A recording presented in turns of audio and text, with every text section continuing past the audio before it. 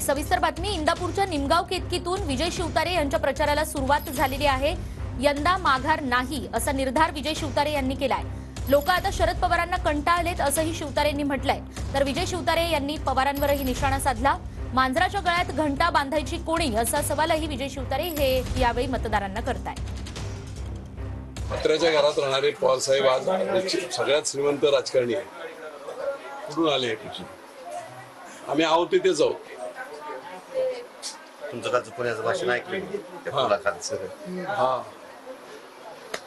कंटाळा आहेत लोक. डेअरिंग करून मांजराच्या गळ्यात घंटा बांधायची कोणी?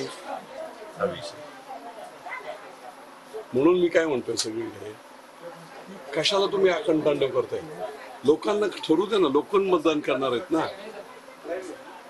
मी आता एखाद्या गिरवी करून गावात गेलो होतो.